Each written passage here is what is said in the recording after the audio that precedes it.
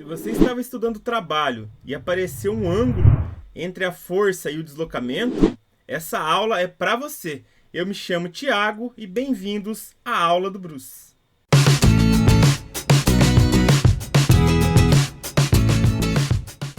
Na última aula, como vimos, o trabalho nada mais é do que um conceito ligado à transferência de energia em física.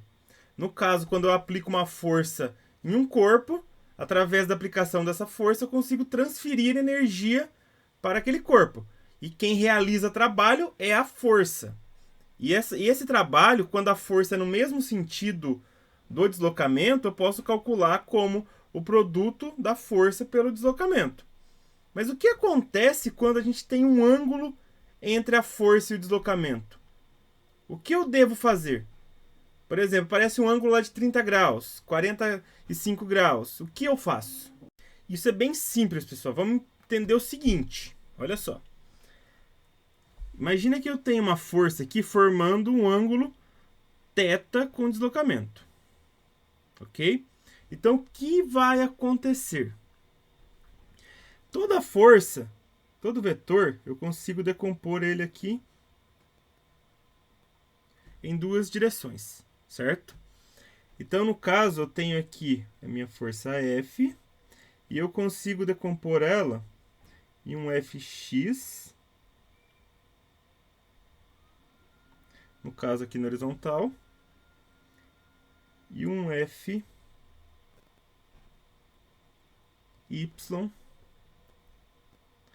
aqui na vertical, certo?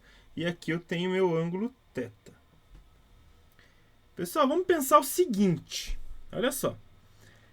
Pensa que a força, ela tem que ou ser favorável ao deslocamento, ou ser desfavorável, ou não influencia.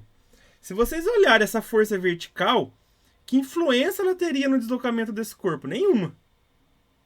Certo? Nem vai atrapalhar, nem vai ajudar no deslocamento do corpo. Agora, uma força, aqui no caso, na mesma direção, no caso apontando para o mesmo sentido, o que ela faz? Ela vai ajudar naquele deslocamento. Então, o que você tem que pensar? Nessa força F aqui, tem uma parte dela que ajuda no deslocamento e tem uma parte que não ajuda, que não serve para nada. Essa parte a gente vai descartar, que no caso seria aqui o meu Fy. Mas como que eu calculo esse Fx? Como que eu devo fazer? Vamos pensar, lembra lá de seno, cosseno e tangente de trigonometria? No caso aqui, meu ângulo reto está nesse ponto. A minha hipotenusa é o F e meu cateto adjacente é o Fx. Então, se eu dividir Fx por F, tem que dar o quê? O cosseno do ângulo, cosseno de θ. Eu vou isolar o Fx. Eu vou passar esse F multiplicando.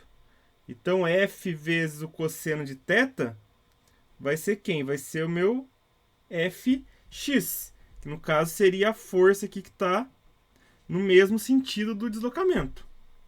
Então, aqui seria um F vezes cosseno de θ.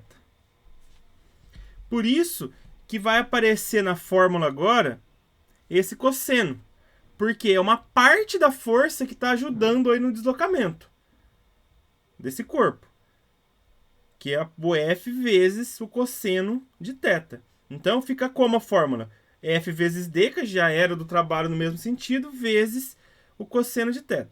Inclusive, pessoal, quando a força é no mesmo sentido, o ângulo é 0 graus, certo? E o cosseno de 0 é 1.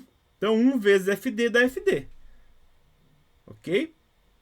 Outra coisa importante, quando eu tiver uma força fazendo 90 graus, vamos pensar, o cosseno de 90 é 0, ou seja, o trabalho é 0. Então, se eu fizer F vezes D vezes 0, não vai ter trabalho. Ou seja, uma força que faz 90 graus com deslocamento não realiza trabalho. Pessoal, então, para fortalecer aí o conhecimento, vamos ver quem é quem na fórmula, então. No caso, o tal aqui é o trabalho. Lembrando que é uma letra grega. No sistema internacional medido em joules. O F seria a força, que é medida em newtons no sistema internacional. O D, o deslocamento realizado aí.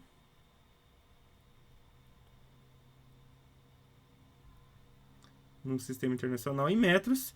E o θ é o ângulo entre quem? Entre a força e o deslocamento.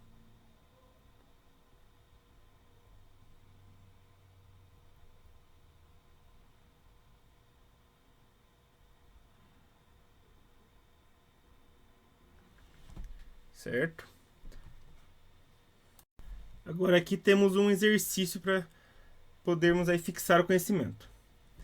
Uma pessoa arrasta uma caixa sobre uma superfície sem atrito, de duas maneiras distintas, conforme mostram as figuras A e B.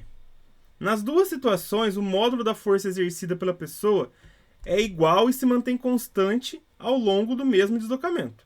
Ou seja, as duas forças F têm o mesmo módulo. Por exemplo, se uma for 10 newtons, a outra é 10. Se uma for 20, a outra é 20. Elas têm o mesmo módulo. O que muda é o quê? Direção e sentido. Considerando a força F, é correto afirmar. Pensa assim, a força está sendo aplicada no mesmo sentido do deslocamento. Ou seja, toda essa força aqui vai estar contribuindo para o deslocamento. Agora, se eu aplicar ela numa direção que não é a do deslocamento, só uma parte dela vai contribuir para esse deslocamento. Então, nesse caso aqui da letra B, o trabalho é maior, já que toda a força contribuiu para o deslocamento. Então, a resposta correta aí, olha só, o trabalho realizado em A é menor do que o trabalho realizado em B. Letra C. Questão 2.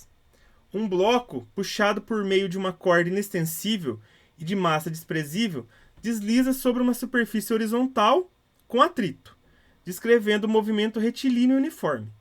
A corda faz um ângulo de 53 graus com a horizontal, e a atração que ela transmite ao bloco é de 80 newtons.